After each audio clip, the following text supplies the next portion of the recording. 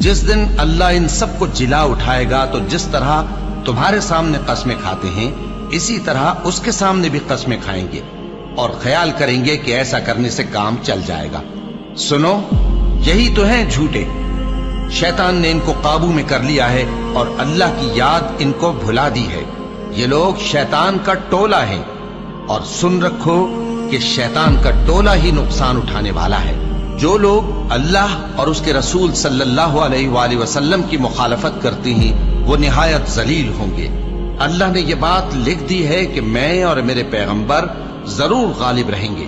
बेशक अल्लाह जोरावर है, साहिब इख्तिदार है।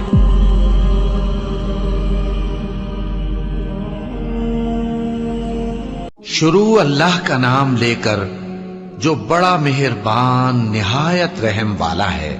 ए नबी सल्लल्लाहु अलैहि वसल्लम, क्या हमने तुम्हारी खातिर तुम्हारा सीना खोल नहीं दिया और तुम पर से तुम्हारा वो बोझ भी उतार दिया जिसने तुम्हारी कमर झुका दी थी, और हमने तुम्हारी खातिर तुम्हारा जिक्र बुलंद किया।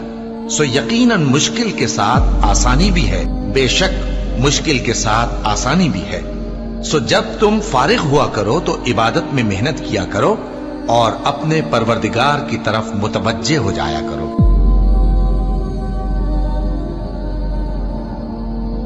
भला कौन बेकरार की इल्तिजा कबूल करता है जब वो उससे दुआ करता है, और कौन उसकी तकलीफ को दूर करता है, और कौन तुमको जमीन में अगलों का जानशीं बनाता है। ये सब कुछ अल्लाह करता है। तो क्या अल्लाह के साथ कोई और माबूद भी है? हरगिज नहीं, मगर तुम बहुत कम गौर करते हो। भला कौन तुमको जंगल और दरिया के अंधेरों में रास्ता बताता, और कौन हवाओं को अपनी रहमत के आगे खुशखबरी बनाकर भेजता है? ये सब कुछ अल्लाह करता है। तो क्या अल्लाह के साथ कोई और माबूद भी है? हरगिज नहीं। ये लोग जो शिर्क करते हैं अल्लाह की शान उससे बुलंद है।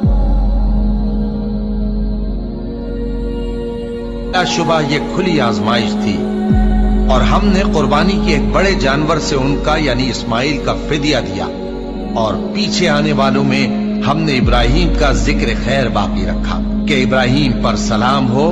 नेकूकारों को हम ऐसा ही बदला दिया करते हैं। बेशक वो हमारे मोमिन बंदों में से थे, और हमने उनको इसहाक की बिशारत भी दी कि वो नबी और नेकूकारों में से होंगे, और हमने उन पर और इसहाक पर बरकतें नाजिल की थीं, और उन दोनों की औलाद में से नेकूकार भी हैं और अपने आप पर सरासर जुल्म करने वाले यानी गुनाहगार भी हैं।